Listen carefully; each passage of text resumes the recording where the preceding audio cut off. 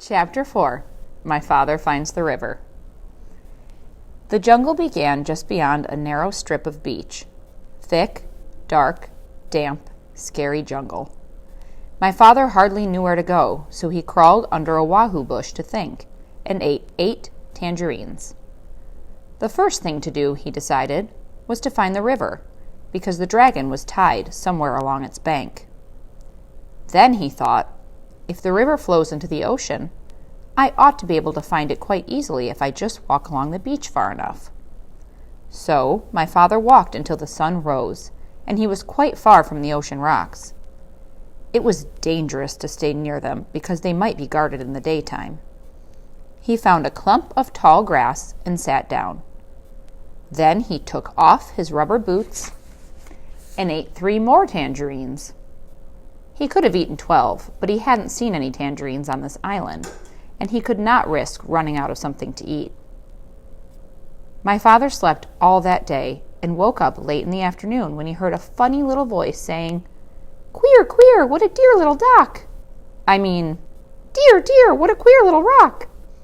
My father saw a tiny paw rubbing itself on his knapsack. He lay very still, and the mouse, for it was a mouse, hurried away, muttering to itself, "I must smell Tumduddy. I must tell somebody." There he is, the little mouse. My father waited a few minutes and then started down the beach because it was almost dark now, and he was afraid the mouse really would tell somebody. He walked all night, and 2 scary things happened. First, he just had to sneeze, so he did, and somebody close by said, "Is that you, monkey?" My father said, "Yes." Then the voice said, "You must have something on your back, monkey." And my father said, "Yes," because he did. He had his knapsack on his back. "What do you have on your back, monkey?" asked the voice. My father didn't know what to say, because what would a monkey have on its back? And how would it sound telling someone about it if it did have something? Just then, another voice said, "I bet you're taking your sick grandmother to the doctor's." My father said yes and hurried on. Quite by accident, he found out later that he had been talking to a pair of tortoises.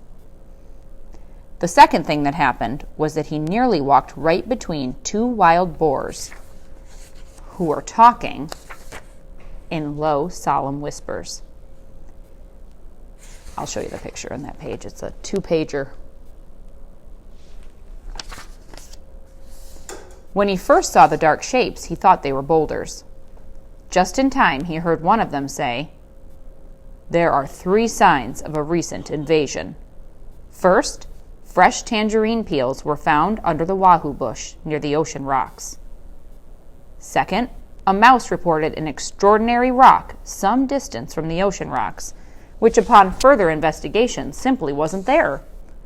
However, more fresh tangerine peels were found in the same spot, which is the 3rd sign of invasion. Since tangerines do not grow on our island, somebody must have brought them across the ocean rocks from the other island, which may, or may not, have something to do with the appearance and or disappearance of the extraordinary rock reported by the mouse." After a long silence, one boar said, "You know, I think we're taking all this too seriously. Those peels probably floated over here all by themselves, and you know how unreliable mice are. Besides, if there had been an invasion, I would have seen it." "Perhaps you're right," said the first boar. "Shall we retire?" Whereupon they both trundled back into the jungle. Well, that taught my father a lesson, and after that he saved all his tangerine peels. He walked all night, and toward morning came to the river. Then his troubles really began.